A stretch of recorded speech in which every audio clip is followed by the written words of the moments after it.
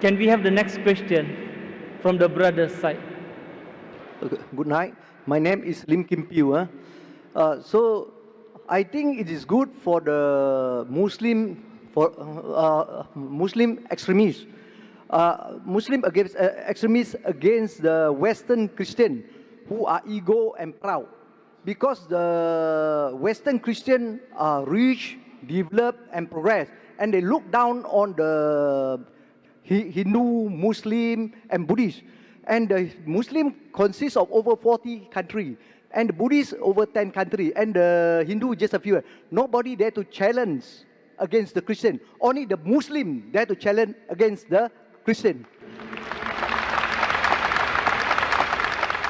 The brother has said emotionally that the Christian of the Western country, they look down upon the Buddhists, the Muslims, the Hindus, and no one dares to challenge the Western Christians except the Muslims.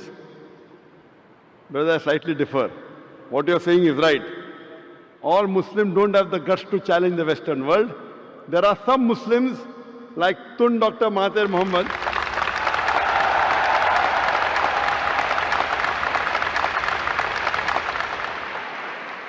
all the Muslims don't have the guts. And I am a person who is not very much in favor of politicians. There are very few politicians who I respect, and one of them is Tun Dr. Mahathir Mohamad. And I remember when I met him the first time several years back in Abu Dhabi, we were discussing, and he said that if the Muslims, if the Arabs stop dealing in dollars, America will come on its knees immediately.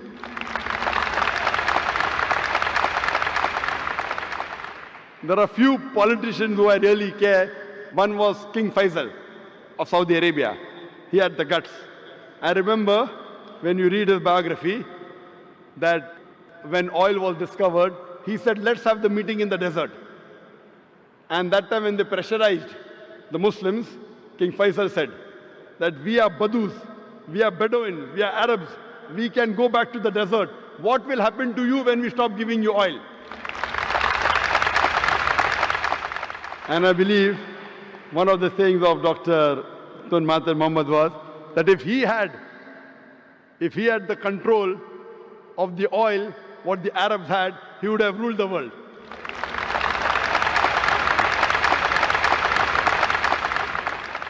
That's why I said in my lecture of terrorism, Muslim monopoly, that most of the terrorist acts, directly or indirectly, are related to politicians. They try and create the vote bank. They create all this problem. In Islam, we do not believe that we should look down upon one another based on caste, color, or creed.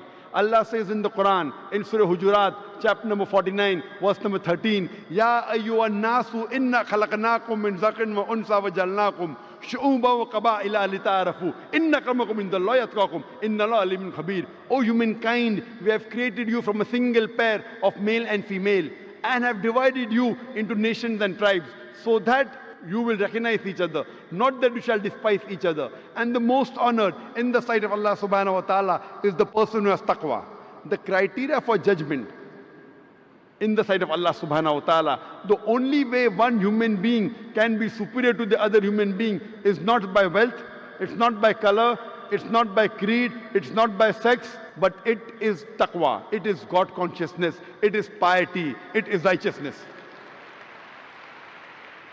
In Islam, we do not believe one human being is superior because of wealth or color or caste or creed. It is taqwa. And I do agree with you.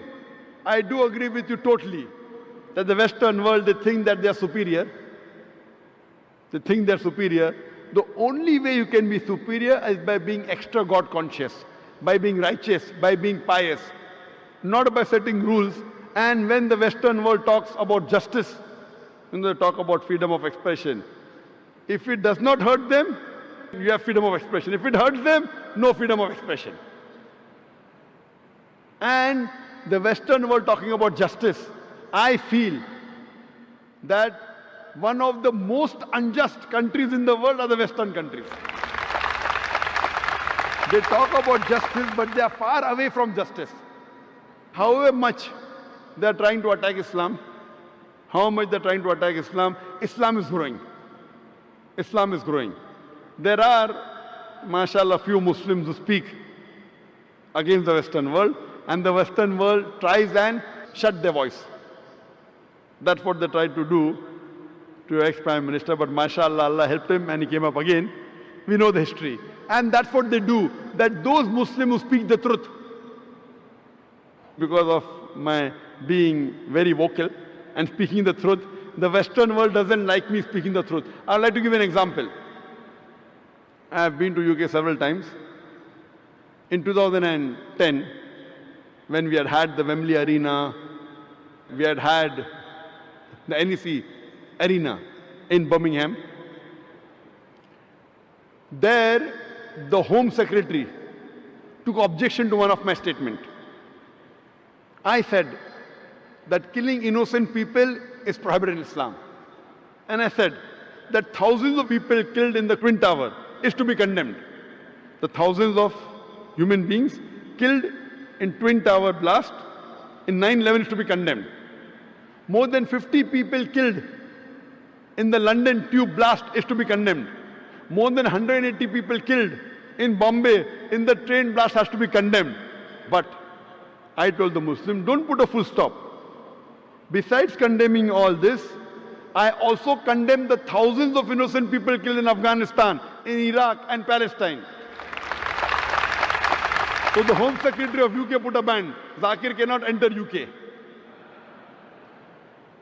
I told that the thousands of Americans killed in the Twin Tower I condemn. More than 50 Britishers killed in London condemn. More than 180 Indians killed condemn. But I was careful that thousands of innocent people killed in Afghanistan. I didn't say thousands of Afghanistanis. Because you know the Western world considers some are terrorists. So I was careful in using my statement. Thousands of innocent people killed in Afghanistan, in Iraq, in Palestine. So they want to ban me. They talk about freedom of expression. As long as you don't expose them, they don't mind. Once you expose them, they don't like freedom of expression. So I do agree with you. But alhamdulillah, summa alhamdulillah. However much they try and suppress Islam, Islam is spreading. The more they try and suppress Islam, the more Islam is spreading. Whatever they do, because Allah has given a promise that this deen will prevail over all the deens. And today, what the Western world is fearing maximum, they fear Islam. That's the reason they're bringing all these restrictions, etc. But what they do, inshallah, we believe in the commandment of Allah subhanahu wa ta'ala that Islam will spread and is bound to spread. Allah doesn't require me or other people to make Islam spread. Allah has given a promise in the Quran, and inshallah, very shortly, you will see this coming true, that the power from the Western world will be taken away. Hope that answers the question.